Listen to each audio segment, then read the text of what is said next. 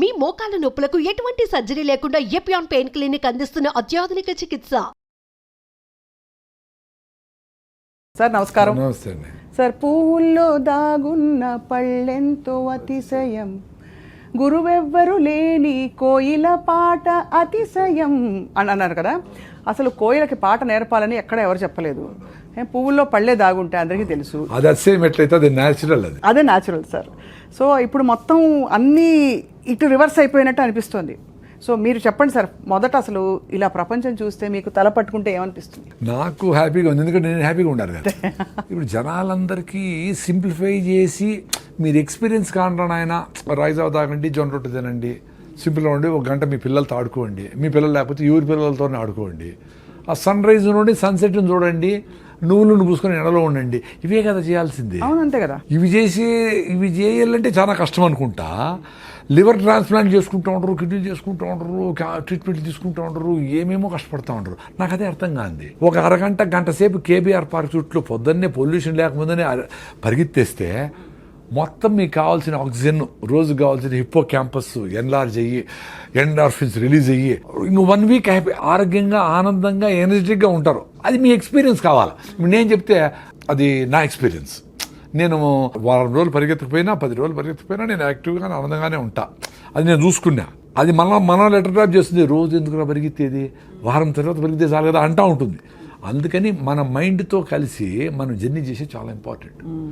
ఎంతమంది గురువులు ఏమి చెప్పినా నీతో నువ్వు ఉండమని చెప్తాడు రమణ మహర్షి. నిన్ను నువ్వు తెలుసుకో అనేది ఏమంటే నిన్ను నువ్వు తెలుసుకుంటే చాలు కదా, అన్నీ చెప్తా ఉంది కదా. అది అట్లా నేను కొంచెం నాతో నేను జర్నీ చేసేది మొదలుపెట్టినాక అన్నీ చెప్తా ఉంది. అది ఏం తింటే ఏం జరుగుతూ ఉంది, ఎక్కువ రైస్ తింటే ఏం జరుగుతుంది, చిన్నగా అంటే నాకు వచ్చిన ప్రాబ్లమ్స్, అసిడిటీలు, అల్సర్లు, డీవీటీలు, సిరింగోమిలియాలు ఇవన్నీ పోగొట్టుకున్నా. పల్మనరీ ఎంబాలిజము ఇవన్నీ చాలా సీరియస్ ప్రాబ్లమ్స్. అవునవును. 90% బ్లాక్ను పల్మనరీ ఎంబాలిజము. నేను డ్రైవ్ చేసుకొని బెంగళూరు పోయినా.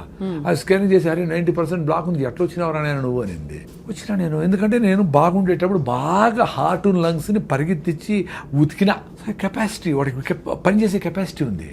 నువ్వు దేన్నైనా కానీ పని చేపిస్తే యాక్టివ్ ఉంటాయి. Whatever you are not using it will become extinct నేచర్లో. నువ్వు ఏం చేస్తావు ఇప్పుడు, నోరు కడుపు తప్ప ఏం పని లేదు. అందుకని కూర్చొని లావ్ అవుతాడు. అవును. ఏదో ఇప్పటికి కూడా కొంచెం నడుస్తూ ఉన్నారు కాబట్టి పెద్దోళ్ళు వాళ్ళ జీన్స్ వచ్చి మీ కాళ్ళు చేతులు సుమారుగా ఉండే మాత్రం జెనెటికల్ గా. వీళ్ళు పని చేసింది ఏమి లేదు కదా. వచ్చినప్పటి నుంచి నువ్వు ఎప్పుడెప్పుడు ఏసీలో కూర్చోపెడదామా, పని చేయకుండా ఉందామా, మా పిల్లలు ఆటో ఎక్కడెందుకు, మా ఇంటి దగ్గరికి రావాలి ఆటో అంటే అంత 10 అడుగులు కూడా మీ అబ్బాయి వేయకూడదు అనే లెవెల్లో తెచ్చిపెట్టి వీళ్ళకి మొత్తము ఆరోగ్యం దెబ్బతినేసి ఒబెసిటీ రకరకాల సమస్యలు వచ్చి మళ్ళీ పోయి 1 కిలో తగ్గించడానికి 50,000 ప్యాకేజీలు పోతా ఉంటారు. చెప్పేది ఏం చెప్తారు, మొదటి నుంచి మీరు ఎప్పటి నుంచో చెప్తున్నదే, ఇంకా అది దానికి చాలా అందంగా దానికి బ్రోషర్ వేసి పెద్ద పెద్ద ప్రోగ్రామ్లా పెడతారు. సింపుల్గా చెప్పేది ఏమన్నా అర్థం కావడంలా, ఏదైనా కాంప్లికేట్ చేసి చెప్పాలా. 14 రకాల కషాయాలు, ఇది కూడా నేచర్ క్యూర్ చేసేవాళ్ళు, ఆయుర్వేదం చేసేవాళ్ళు కూడా నార్మల్గా నువ్వు సొంటి కషాయం దాగరపోతే మీ అవ్వ చెప్తుంది జైవు.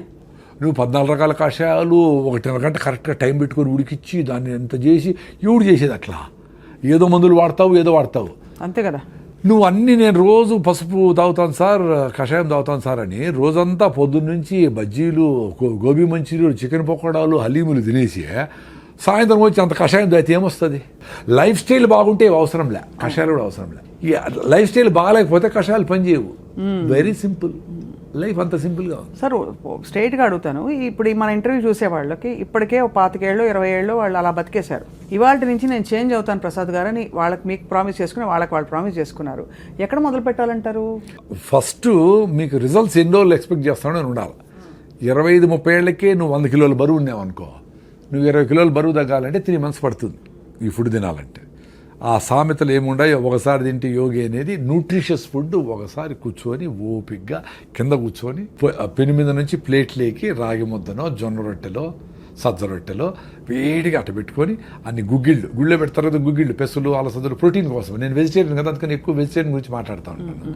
అన్ని గుగ్గిళ్ళు, అంత ఆకుకూర, 2 మామిడి పళ్ళు, అన్ని పల్లీలు, అంత బెల్లం ముక్క, ఇన్నెట్ట తినేది అంటారు. అన్ని తినాలా. ఇల్లు వదిలిపెట్టి పోయేటప్పుడే అట్ట పూర్తిగా తినేసి పోయి మళ్ళీ పని మీద ఉండాలి. ఆ డబ్బా కుక్కర్ 2 నూడిల్స్ ఒక ఇడ్లీ తినేసి మళ్ళీ ఎప్పుడు ఏం పెడతారా అని సీరియస్ మీటింగ్ జరుగుతూ ఉంటుంది. ఆ సౌండ్ వస్తే చూస్తారు ఏమైనా తిండామా, ఎప్పుడు తిండి మీద నేనా. అంతే, నిజమే. ఎంత అన్యాయం ఇది. అంటే మనకి కష్టం వచ్చినా దుఃఖం వచ్చినా ఇంట్లో పెళ్ళైనా ఏదైనా సరే ముందు ఫుడ్ కావాలి. అదే చెప్తా ఉండే, న్యూట్రిషియస్ ఫుడ్ సఫిషియెంట్గా ఫుడ్ పెడితే అది చిన్నగా డైజెస్ట్ అవుతూ ఉంటే మీకు సఫిషియెంట్ క్యాలరీస్ బర్న్ అవుతూ ఉంటే మళ్ళీ ఆకలి కాదు. The beauty is you should eat sufficient food, right food, high fibre food, nutritious food. Then the satisfaction goes to your brain. Oh thanks అమ్మా అని చెప్తుంది. అప్పుడు ఏం జరుగుతుంది, నీ బ్రెయిన్ ఆటోఫాజీ మోడ్లోకి పోయి ఇంటర్మీడియట్ ఫాస్టింగ్ చేసినప్పుడు లోపల రిపేర్ మెకానిజం పోతాయి. ఎక్కడెక్కడ జబ్బులు వచ్చాయి, ఏంటి, ఏమి పొల్యూషన్, ఎయిర్ పొల్యూషన్, ఇంకోటి ఆ ఫుడ్లో ఉండే కలర్సా, దాన్ని ఎట్ట బ్రేక్ డౌన్ చేసి ఎక్కడ పంపించాలా అది చేసుకుంటూ ఉంటుంది. సో ఆ డిసీజ్ కోసము రివర్సల్ చేసుకునే దానికి, జీవన ప్రక్రియను కరెక్ట్గా చేసేదానికి పని చేసుకుంటా ఫుడ్ మీద మళ్ళీ పని లేదానికి. అంతే.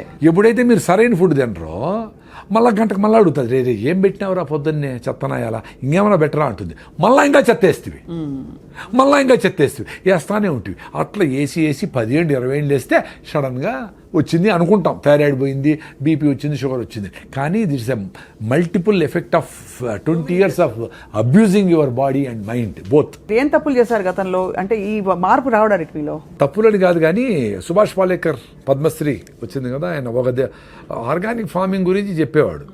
అంతకుముందర 2009లో, అంతకుముందర నాకు కూడా అసిడిటీ, అల్సరు, జలసిల్లు. ఎందుకు వచ్చింది? రైస్, కేకులు, ఐస్ క్రీములు, సేమ్ అన్ని అందరు చేస్తే తప్పులే. అంటే మేము మా ఏజ్లో కొన్ని తక్కువ తప్పులే చేసాం. మాకు కమ్మరకట్లో స్వీట్లో ఉంటే బెల్లమో ఏదో చక్కెర ఉండేది. ఇప్పుడులాగా రకరకాల భయంకరమైన నోట్లో పెట్టుకుంటే టప్పని బేలిపోయేటివి, ఏంటేంటివో సెంటర్ ఫ్రెష్, సెంటర్ ఏంటివో అవి స్ట్రింగ్ అంట దాని పేరు ఏందో ఒకటి, అంటే కాటేస్తుంది అని వాడు చెప్తాను. అట్లా విచిత్రమైన రకరకాల ఫుడ్లు వచ్చినాయి. అసలు ఊహించలేము. మా టైంలో అంత బ్యాడ్ లేదు కదా, అందుకని నడిచింది కథ. అయినా మాకు అసిడిటీలు, అల్సర్లు, రకరకాల సమస్యలు ఉన్నాయి. అది నేను ముఖ్యంగా ఏమంటే రైస్ తినే వచ్చింది నాకు కూడా. అది ఎక్కువ, అంతే కదా. ఎందుకంటే ఏం జరుగుతుంది, వెరీ సింపుల్ అండి, సైన్స్ ఇది. ఇప్పుడు రైస్ వేసినారు, ఫైబర్ లేదు, అరిగిపోతుంది. అరిగిపోయి ఏమవుతుంది, మీకు బాడీలో 5 to 6 grams ఆఫ్ బ్లడ్ ఉంటుంది, మీకు 5 to 6 grams ఆఫ్ గ్లూకోజ్ కావాలి అంతే. ఎక్కువ ఉంటే దాన్ని అవసరం లే. అది ఎక్కువ ఉంటే ఏం చేస్తుంది బ్రెయిన్, ఎక్కువ డబ్బులు సంపాదించినోడు ఎత్తి పెడతాడు కదా, ఎఫ్డీలు వేస్తాడు. ఇంకా ఎక్కువైతే బాత్రూంలో గోడలు దువ్వేసి లోపల పెడతాడు, ఇంకా ఎక్కువ అటకలో పెడతాడు. అట్లా అది ఎక్స్ట్రా గ్లూకోజ్ అంతా గ్లైకోజన్గా మార్చి కండరాల్లో, మజిల్స్లో ఎత్తిపెడుతుంది. ఎత్తిపెట్టినప్పుడు మళ్ళీ వాడుకునే దానికి డ్రా చేసుకుందామని ఎత్తిపెడుతుంది. అది ఎత్తిపెట్టే లోపల మళ్ళీ నువ్వు ఇంకో 2 ఐస్ క్రీములు తింటివి, 2 స్వీట్లు తింటివి, 2 కూల్ డ్రింకులు తాగి, 2 కాఫీలు తాగుతావి. దాన్ని ఏం చేస్తుంది, ఇంక అవసరం లేదు వీడికి అని దాన్ని ఫ్యాట్గా మారుస్తుంది. మార్చి లివర్లో అన్ని ఎత్తిపెట్టి గ్రేడ్ 1, గ్రేడ్ 2 ఫ్యాటీ లివర్లు కావడము, ఒబీస్ కావడము, ఇవన్నీ అయితే వస్తారు. అట్లా 10 ఏళ్ళు అబ్యూజ్ చేసి దాన్ని మొత్తం సిస్టమ్ అంతా భిన్న వేయాలా, ఫైర్ అయిపోవాలా. మీరు పేపర్ తీసుకొని పొయ్యిలో వేసినారు, ఎంతసేపు కాలుతుంది, మంట పోయా, మళ్ళీ పేపర్ వేయాల్సిందే. అట్లా రైస్ తింటే అరిగిపోయా, గ్లూకోజ్గా మారిపోయా, ఫ్యాట్ అయిపోయా, మళ్ళీ ఆకలేసా. ఎందుకు బ్రెయిన్ ఖాళీ అయిందిరా ప్లీజ్ అంటే మళ్ళీ నువ్వు పేపర్ వేస్తేవి. అట్లా విపరీతంగా హైలీ క్విక్లీ డైజెస్టెడ్ ఫుడ్స్ తింటే మీకు సమస్య రోగాలు వస్తాయి.